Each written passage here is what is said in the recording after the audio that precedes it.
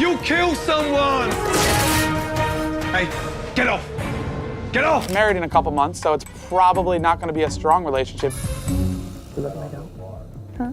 Oh, not right now. And you want to serve that? Jeremy! Damn! You'll kill someone with that! In Hell's Kitchen, mistakes aren't just mistakes. They're public, permanent, and usually filmed from 3 angles. And the dumbest ones hit different because they're not, I had a bad service, dumb. They're, why would you do that on national TV?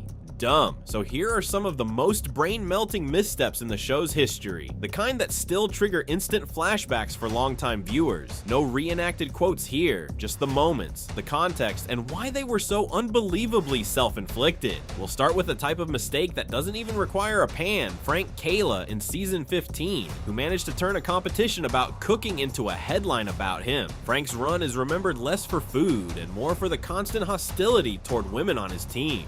She only won because I lost. That's not a winner. That's not a winner.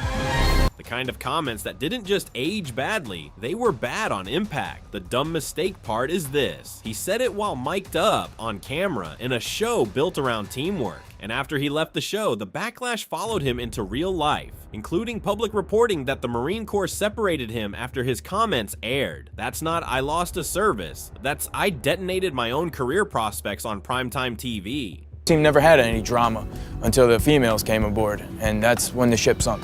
And that's exactly why I get female Marines and I send them back wherever the they came from. Then there's the kind of mistake that's technically personal, but still lands like a truck because it's so avoidable. Andrew Pierce in season 16. This is the textbook example of forgetting that Hell's Kitchen is still a TV show even when the cameras feel like background noise. Andrew's flirtation and off-kitchen behavior with a teammate became one of the season's most talked about side plots. Because it didn't just create drama, it created consequences outside the show.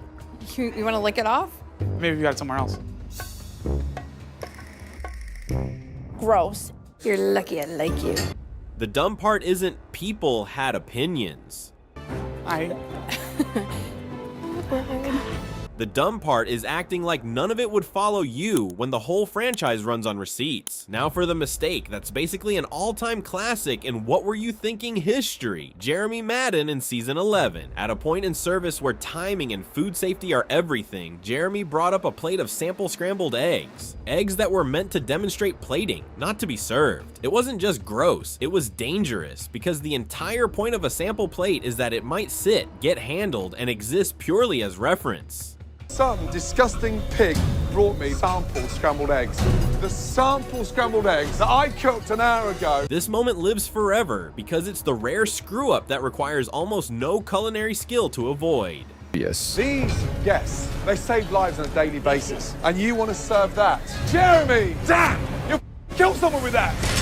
All you had to do was not do it. Staying in the zone of basic survival skills, we have Joanna Dunn in season 3 who missed a problem that Ramsay picked up immediately. The crab was rancid. Misty, is that crab high to you? Anyone else smell that? Where's the crab? The crab is off! It's fucking rancid! How can you do that? I didn't smell the crab, sir. The show has plenty of overcooked proteins and sloppy plating, but food that's off is a different level because it crosses the line into someone could get sick. You'll kill someone! Hey, get off! Get off! Ramsay shut it down fast, and it became one of those early season reminders that you can survive a messy service, but you don't survive a serious food safety lapse. And if we're talking about food safety decisions that make your soul leave your body, we have Jen Yamola in season 3, the infamous moment involving spaghetti that had been thrown away. This one sticks because it isn't a split-second timing error, it's a decision. Under pressure, she tried to save time in a way that absolutely should not exist in a professional kitchen, and it created one of the most uncomfortable. We had an order for spaghetti and I threw out what we had. And I decided to retrieve the spaghetti from the top of the garbage and washed it. How is this even a conversation? Scenes of the season. It's also a perfect example of how dumb mistakes in Hell's Kitchen aren't always about technique. But Where'd you get it from? the garbage on the top. Oh, no, no, no. No way. Who in the world picks food out of the trash? They're about judgment collapsing. Now let's talk about the fastest way to speedrun embarrassment. Louis Cordio in Season 6. Louis' opening night disaster is remembered because it's the kind of collapse that doesn't even get the courtesy of a slow decline. Hey, Ant! This! Look! Look! When your station is melting down and you're bleeding product, especially something as central as Wellington's, Ramsay doesn't need a long meeting. It becomes immediate. The kitchen can't function with that level of waste and inconsistency happening in real time. And that's why it's such a dumb mistake entry. It's not one wrong garnish. It's a pileup so extreme it becomes impossible to ignore. Then we've got a very different kind of dumb. Not disgusting, not unsafe, just unbelievably misguided strategy. Antonia Borgman in Season 8. Her signature dish moment became infamous, and what matters for accuracy here is the aftermath. Antonia later attributed her exit to a migraine, and it happened the day after the signature dish challenge. What's the matter? I just don't feel good.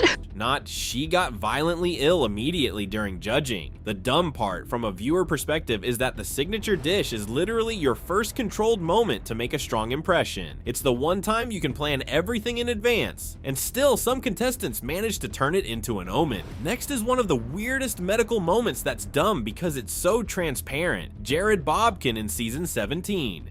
In the middle of service chaos, Jared claimed he'd cut himself and needed medical attention. Ramsay checked. No clear cut. Medics checked. Still no obvious cut. Medic!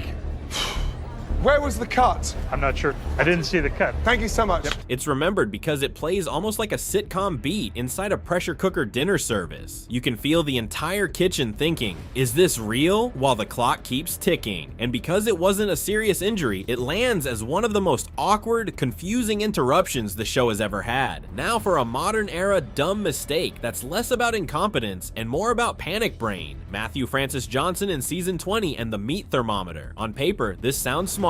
You want to ensure chicken is cooked. In reality, it became a problem because Hell's Kitchen is tightly controlled, and bringing in unauthorized tools is not the flex you think it is. It also broadcasted insecurity. Instead of looking like a chef in control, it looked like someone trying to survive a station with a safety blanket. And once Ramsay notices something like that, I found this. A f***ing meat thermometer.